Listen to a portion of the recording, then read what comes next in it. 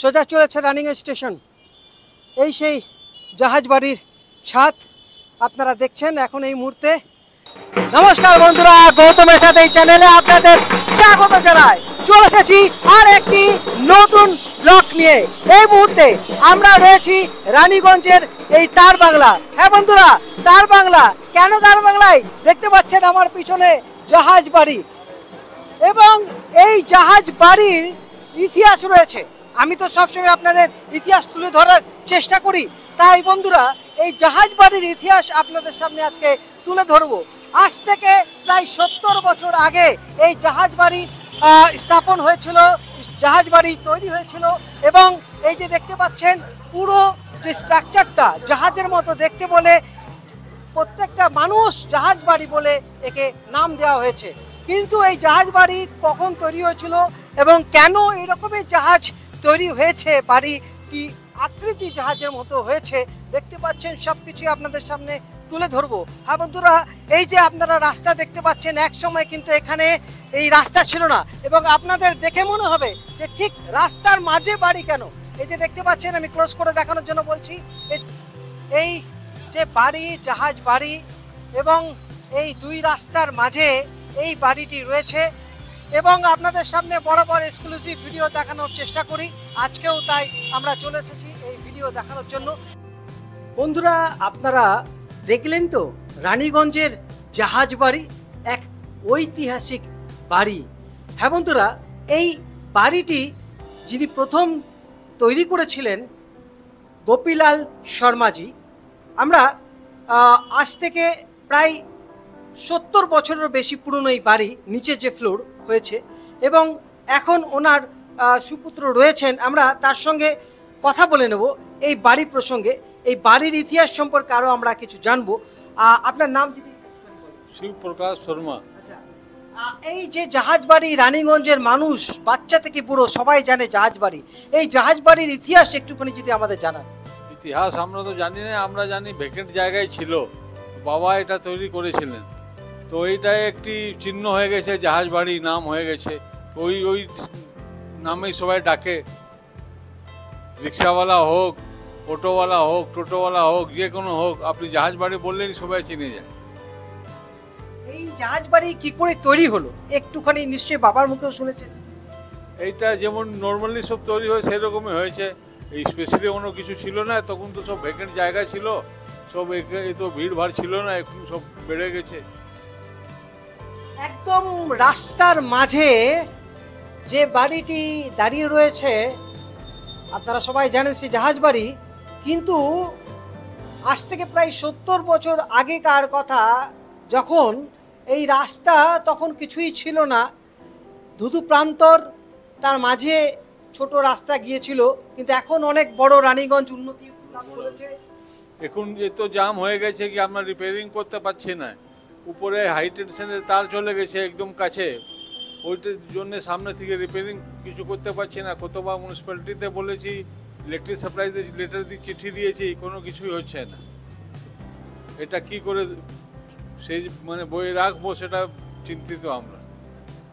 তো বন্ধুরা এই যে জাহাজ বাড়ি, আমরা যদি আগে ফিরে যাই একটুখানি, আজ থেকে 70 বছর আগে ওনার বাবাই, আপনার বাবাই তো তৈরি করেছিলেন। বাবাই তৈরি করেছিলেন।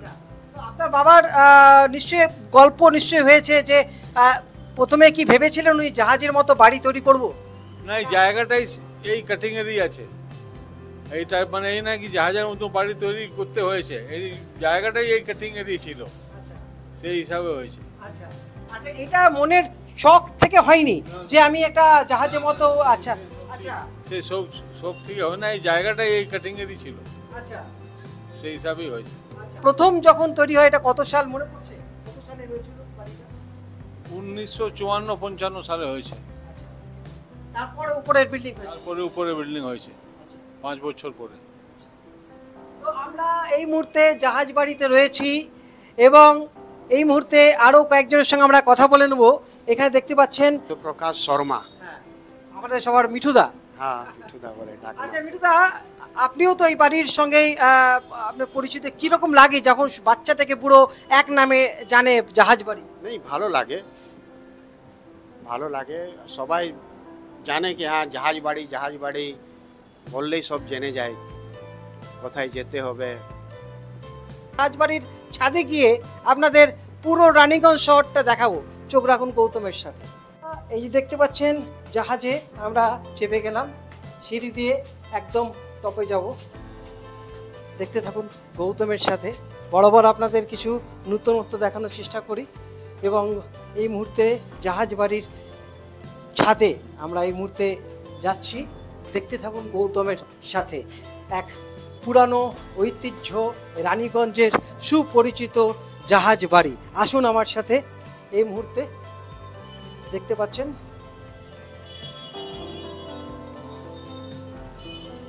এরপর একদম আমরা চলে এসেছি ছাদের উপরে। এখান থেকে দেখুন পুরো রানীগঞ্জ শহরকে দেখা যাচ্ছে। ক্যামেরাম্যান সৌভিকনাথকে বলবো দেখানোর জন্য পুরো রানীগঞ্জ শহরকে দেখা যাচ্ছে। এই জাহাজের ছাদে চেপেছি এবং এই রানীগঞ্জ শহর, আসুন আমার সাথে। এই রানীগঞ্জ শহরকে আপনারা দেখতে হলে এই যে জাহাজ বাড়ি ছাদে উঠে গেছে, আপনাদের এই রানীগঞ্জ শহর দেখাবো বলে। দেখতে পাচ্ছেন চারিদিকে, এই যে সোজা চলে যাচ্ছে এনএসপি রোড, পাঞ্জাবি মোড়। এবং আমরা এই যে জাহাজের যেমন পেছন দিকটা চওড়া হয়, দেখতে পাচ্ছেন, আমরা দেখানোর চেষ্টা করব। এই যে পেছন দিকে দেখুন চওড়া আছে, আর সামনের দিকটা দেখবেন ছুঁচলো রয়েছে। দেখতে পাচ্ছেন এখানে আমরা একদম জাহাজ বাড়ি ছাদে উঠে গেছি। দেখুন একদম সত্যিকারের যেন মনে হচ্ছে জাহাজ আকৃতি লাগছে। দেখুন সুন্দর সুন্দর ফুলের গাছ রয়েছে। এই যে একদম ফ্রন্টে সোজা চলেছে রানিগঞ্জ স্টেশন। এই সেই জাহাজ বাড়ির ছাদ আপনারা দেখছেন, এখন এই মুহূর্তে আপনাদের সামনে তুলে ধরছি।